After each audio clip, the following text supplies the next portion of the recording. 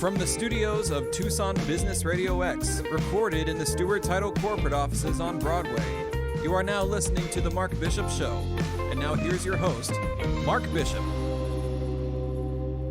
Well, against all odds, small business owners have remained resilient through this challenging year, according to a new Bank of America survey. My guest for this episode is Sharon Miller, and she's head of small business at Bank of America. Nice to talk with you again, Sharon. It's great to be here, Mark. Thanks for having me. Well, to the 2020 Bank of America Small Business Owner Report, a study exploring the concerns, aspirations, and perspectives of more than 1,000 small business owners across the country. Entrepreneurs remain resilient and flexible as they navigate, it seems, an evolving business landscape brought on by this health crisis. What say you?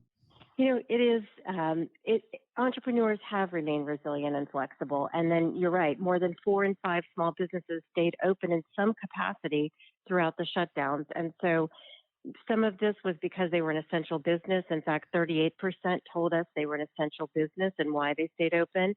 And the other piece is that many retooled their operations. And in fact, that was nearly 1/4 took steps to do that and leverage business resources to support relief efforts. So, it is the entrepreneurial spirit is alive and well, and we certainly have seen this during 2020.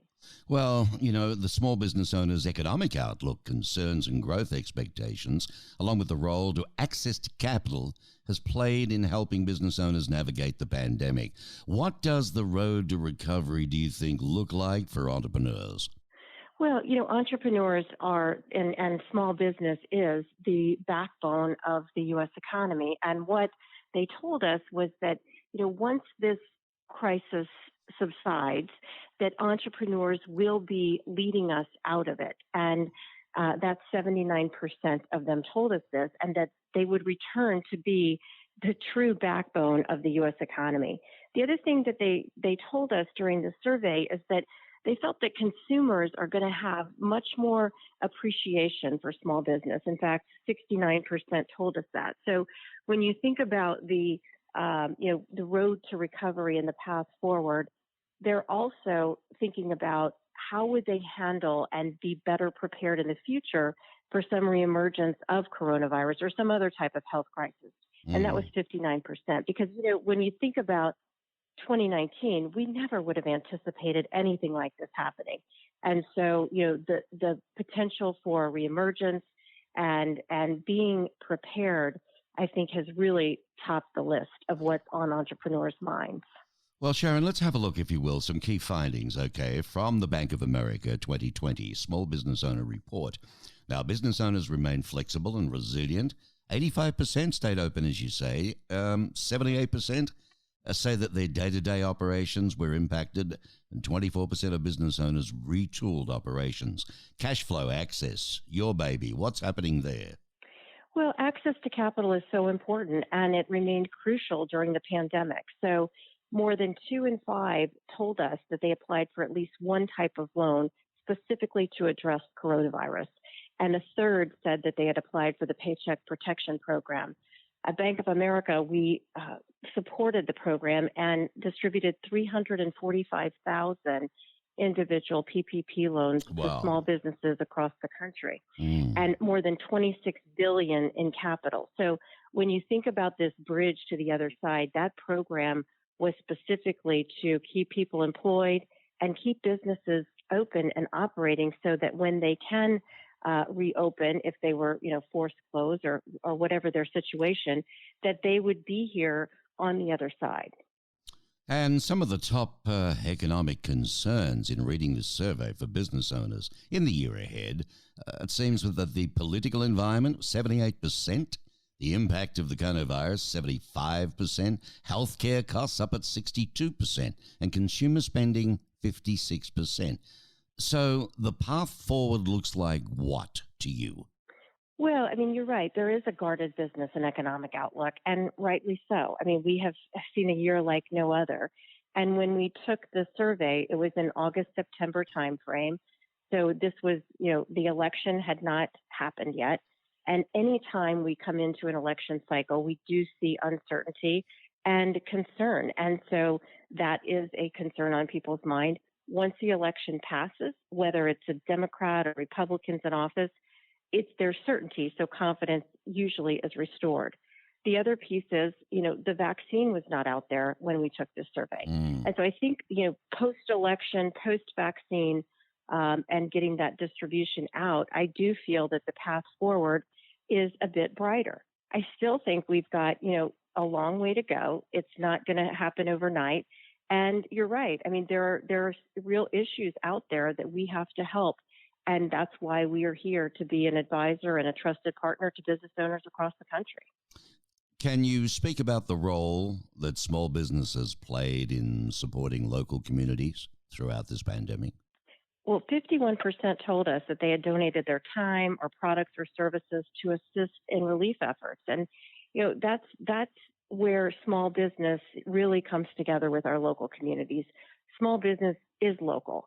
And so they are absolutely out there supporting efforts. And, in turn, I think it's important that we as consumers are supporting our small business, especially during this holiday season. It is so important that we are helping them in this path to recovery. Well, there's been much discussion around business owners accessing capital, taking out loans during the pandemic. I mean, other than the obvious, can you explain why access to capital is so critical for small business owners? Well, it's, during this pandemic, this access to capital, it gave them the ability to keep employees on payroll while maintaining their operating expenses. And so, this was something very unusual. And, as I think about our business at Bank of America, where we also support, dentists, doctors. In fact, 40% of all the dental practices in the U.S.